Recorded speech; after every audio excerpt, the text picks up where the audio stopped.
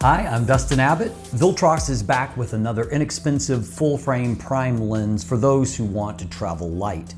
The 40mm F2.5 is a full-frame normal prime lens that is initially coming to Nikon Z mount, and it costs just $158 US. Now, for that money, you're getting a lens with sharp optics, decent build, good autofocus, accurate autofocus, and a very useful angle of view. But of course, there's also the Nikon 40mm F2 that's available for just about $100 or more.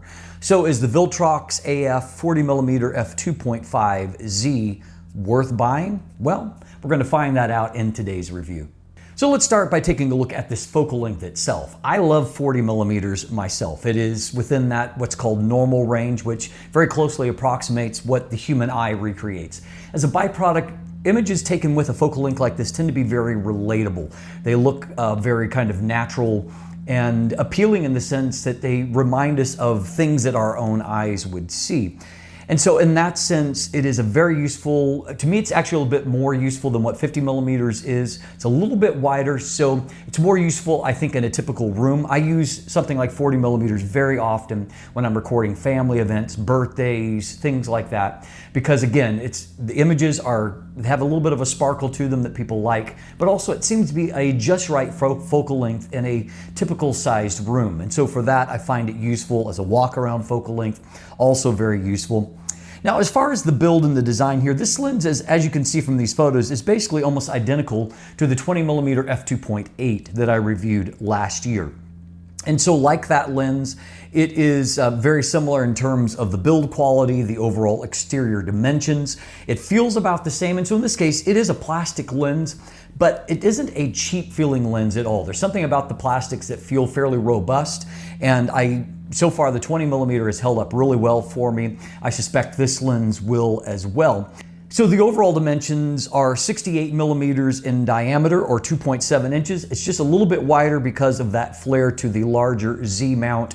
And so that's actually the widest point on the lens. So 68mm or 2.7 inches in diameter. The length is right under 60mm or 2.2 inches. The lens weighs in at 180 grams. A bit heavier than the 20mm, but 40mm means you're going to have larger glass elements. So that is 6.3 ounces. So that makes it a little bit heavier actually than the Nikon 40mm f2. But difference here being is that the build quality is actually better on the Viltrox. We have a metal lens mount, just a little bit more robust feeling lens overall.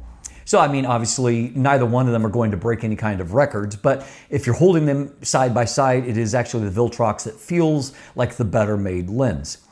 Now we have a 52mm front filter thread up front, very common, also again shared with that 20mm f2.8. It does include the lens hood and the pouch. I have one complaint about the lens hood, and that is that it doesn't bayonet into place very precisely. It's not hard at all to move it. And when you're mounting a lens on Nikon, it happens to be the same direction that you're rotating the lens barrel to actually mount the lens. And as a byproduct, it's really easy to move that lens hood at the same time because everything you're needing to rotate is moving in that same direction. They could definitely use an improvement to the locking aspect of the lens hood itself. But again, lens hood is included with this where it isn't with the Nikon. So some value there, though as you can see, it's a very shallow lens hood. You know, there's some debate as to how much actual shading it's going to accomplish. It comes with a little pouch as well. Again, not a huge amount of protection value, but again, you know, at least there's a little bit more in the box. Now, like the 20mm, there is basically no features on the barrel. There's no switches, no aperture ring, nothing like that. Basically, it's just the manual focus ring. Now, the manual focus ring is just fine. It has good damping, has good precision. I have no qualms with that. Inside, there are 7 aperture blades. They are not rounded aperture blades, so unfortunately, you will see that aperture shape in some situations when the lens is stopped down a little bit, and so you might see that in your specular highlights. So just something to be aware of. Like all of the Viltrox autofocusing lenses, it does have a USB port, in this case USB-C, on the lens mount to allow you to do firmware updates. It's a really smart move by Viltrox, and it is something that I've seen kind of spread out across almost all quality third-party lenses at this point. Now, minimum focus distance is 34 centimeters, and so the maximum magnification is a ho-hum 0.14 times. Enough to be useful, but not as good as the 0.17 times on the Nikon lens. Obviously, no weather sealing on a lens this inexpensive, though we do have a HD Nano multi-layer coating on the front element to help with fingerprints and oil, things like that. So this is a lens with no bells and whistles, but it does feel nicely made, has a good manual focus ring. There's really not a whole lot to complain about, particularly when you're talking about this amount of money. So let's talk autofocus. We have an STM focus motor in here. While I found that the 20mm focused quickly, it's a little bit slower. Probably the same focus motor, but driving, again, a little bit heavier glass elements. So autofocus is a bit slower here. I find it only medium fast, and so you'll see that the transitions, there is just you can see the movement rather than it being kind of instantaneous back and forth. But at the same time, in ordinary shots where I'm not doing a big pull from one to the other, probably 80 to 90% of the time, autofocus feels nice and snappy. It's only when you happen to go from something close to far away or vice versa that you actually sense that a little bit slower movement. I did find very good focus accuracy here, however, whether I was shooting family events, whether I was shooting some portraits, it locked onto the eye very well. I took a few shots of Ferrari as he was walking along toward me, and I was very pleasantly pleased to see autofocus locked accurately even on that moving subject, moving towards the camera, and it was accurately focused, which you might think that's not a big deal, but in my experience, having reviewed hundreds of lenses, it's just not always the case that autofocus is able to nail that particular type of situation.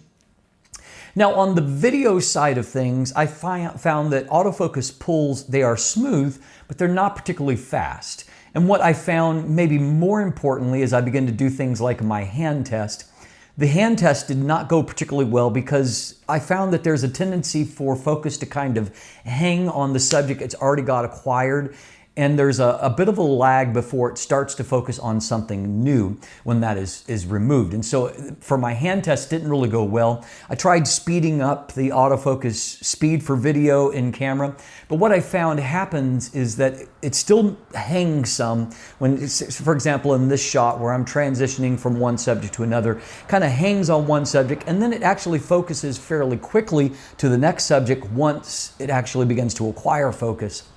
But it's not necessarily a smooth and cinematic experience. So overall, as far as not stepping, not having kind of settling or pulsing, there's good focus confidence, which is the case with this lens in general, but it's not as good in the transitions as what I would like. And so I would say that video tracking works well, but video focus transitions are not fantastic. There's a bit of focus breathing, but that's not bad, fairly well controlled here. That's not really the main issue. It's more just, I would like it to be just a little bit more reactive in those types of situations. So finally, I'll give you a breakdown of the optical performance, and then if you want the detailed deep dive, that will come at the end of the review. We have 10 elements in 6 groups here, half of those being exotic elements. This is a little bit of a higher end optical design than what, say, the Nikon 40mm F2 is. And so as a byproduct, the MTF looks fairly good. It's not exceptional in the center of the frame, but it's a fairly flat plane of focus. And what I found is that in the real world, it actually feels like one of those lenses that is maybe better than what the MTF suggests. One thing that has definitely stood out to me in the last about 2 years is that the optical glass on Viltrox lenses has really improved. That was one of my least favorite things about Viltrox optics in the early years, but I feel like their optical glass has improved to where now colors look really good. Colors have a very nice feel to them, and here on Nikon, I feel like they have it's a good match there. There's good contrast to the images. Now, as far as some of the detailed, there is very minor amounts of longitudinal chromatic aberrations before and after the plane of focus. It's not bad, but it is noticeable. Also, you'll see some lateral chromatic aberrations near the edges of the frame. Again, nothing extreme, but it is there. As far as the distortion in vignette, there's almost no distortion. You're not gonna have to worry about correcting anything there. There is, however, a moderately heavy amount of vignette, somewhere between 2 and 3 stops. And so just be aware that that is going to be a factor, that vignette in at least some situations is going to need to be corrected. As the MTF suggests, the center performance is good, but not exceptional. It's good enough that in real world work it looks great. In my more demanding chart test, it looks just kind of average. But I am more impressed even in the chart testing of what I see in the mid frame and then also in the corners. This is a lens that works really well in the rule of thirds. The typical places where you're actually composing, it's really, really sharp in those zones. And so I do actually like that sharpness profile because it puts the sharpness where you're most likely to use it when shooting at wider apertures. There's only a minor improvement to contrast at f2.8, which is only a 1/3 stop down. So just to give you an idea, f2 is in the Nikon 40mm f2. That f2 lens is 2/3 stop brighter than what this lens is. This lens is 1/3 stop brighter than an f2.8 lens. So that little bit of stop down doesn't really make a major difference. At f4, however, there is a significant improvement to contrast and detail. It's very strong across the frame. Even the corners are now very, very sharp at that point. You'll see that really strong performance remain across f5.6, f8. At f11, you'll start to see some softening due to the effects of diffraction. I'm testing on a 45 megapixel body, so higher resolution bodies, you see diffraction earlier. By f16, it's much more obvious, the softening due to diffraction. When it comes to the bokeh quality, it is a little bit of a mixed bag. There is somewhat of a bubble bokeh effect, and you can see in this shot of the dew in the morning, the outline looks kind of cool there. I mean, again, bokeh is subjective, so some people love it, some people, won't love it. What I find for me is that I like that image fine, but in some other shots, I felt like there's a little bit more outlining than what I prefer, which makes backgrounds a little bit busier than what I would like. It's better when you're very close to your subject and the background is more blurred out. The bokeh looks softer there, and I like that better.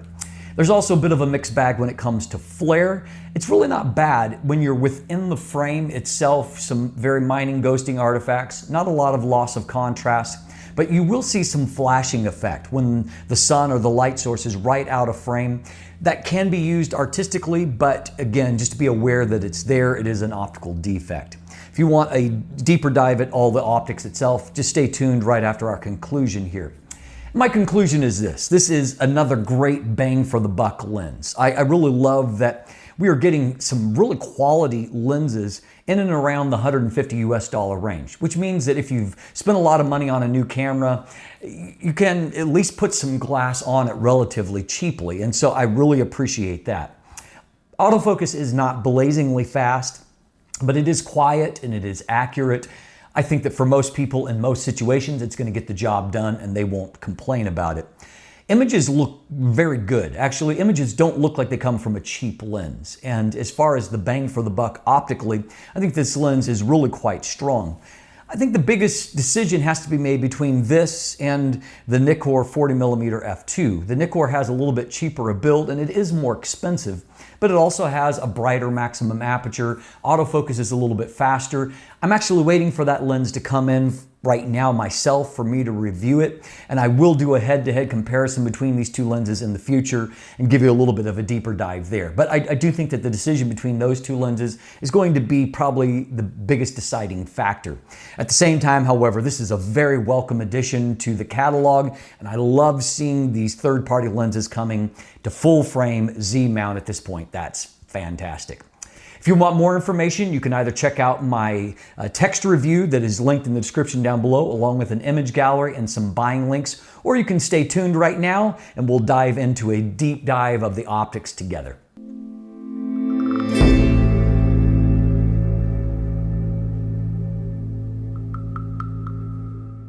All right, so we'll start by taking a look at vignette and distortion. You can see that as far as distortion goes, it is so negligible that you probably aren't going to need to worry about that. Definitely some vignette in the corners, however. I dialed in a +72 to correct for the vignette. Now, one other thing I want to point out, and that is that there is a profile that's showing up here in Lightroom, but you can see that for some reason it really overcorrects the distortion and actually creates a fair bit of pincushion distortion that just isn't there natively. You can see that it's very neutral natively. You click that correction profile and it actually creates some pincushion distortion. So just watch out for that. Now we can see that there is some longitudinal chromatic aberration before and after plane of focus. I mostly see it in the form of a little bit of blue-green fringing afterward. So if we take a look at this image, obviously very high contrast, you can see it's minimal, but you'll see some of that bluish fringing that's taking place there right beyond the plane of focus. Likewise, you can see here that there is some lateral chromatic aberrations. The lateral chromatic aberrations are actually a bit worse than the longitudinal style. Again, this is the one-click variety that's easy to correct, so probably not really a big deal. Now, I look at our overall test chart here, and this is on the 45 megapixels of my Nikon Z8 body. So taking a look at just 100% magnification, you can see that everything looks really crisp and detailed everywhere in the frame. Of course, we take a look at a higher resolution of 200%. So at 200% magnification, we can see that contrast looks good. Detail is not off the charts in the center of the frame, which is exactly what the MTF suggests. What I did find, though, is that this lens definitely looks better to me in the rule of third zones, these mid-frame areas, than what the MTF suggests. And, that's on both sides of the frame. I actually saw what I consider to be good centering here. So it looks really great throughout that zone. Popping over to the corner actually looks stronger than what I would have expected either on a higher resolution body. And again, that's true as I look at the various corners. That's really quite a good corner performance right off the bat from f2.5. So what that means for real-world images is that detail and contrast are really quite impressive. You can see in the various fibers of the rope here how good and crisp that looks. This shot of Ferrari on the move, and again, I talked about this a couple of these shots earlier when it comes to the autofocus, but you can see that even on the move, there's good detail on his fur and obviously very accurate focus on his eyes. This shot of Nala, a still shot, so it allows the optics to pop a little bit more. You can see that, while it's not like up in the Zeiss Otis level, it is very nice, good contrast and detail. Now, if we compare f2.5 to f2.8, we can see that, you could argue that there is a very mild contrast improvement there. It's really not enough to see all that much. I think I start to see a little bit of a moire pattern that shows a little bit higher contrast. You can see over on this side that there's definitely a little bit more contrast between the light and the dark. But again, this is not significant as of yet. You go from f2.8 to f4, and that transformation becomes a little bit more noticeable, particularly in the corners here, where you can see now the corners are bright and contrasty, very good detail. So, basically everywhere that we look, we're seeing very strong performance by f4 all across the frame, things looking very good. That trend continues from f4 to f5.6, which is just very slightly better, as you can see. It's good across the frame, though again, I'm impressed more elsewhere than the center, although the center in real-world results looks great, but this looks fantastic here. Now, you'll be able to see a drop-off starting to happen by f11 due to diffraction. You can see how much softer we are from the peak there at f5.6. And if we switch that to f16, we can see that the image looks rather dull by comparison to f5.6, and that's all due to the effects of diffraction. Now, at our minimum focus distance, we can see that detail and contrast are just okay here. It looks not bad in this area, and as we get towards the edge here, again, it's not looking bad, but it's not off the charts good, but certainly usable at that point.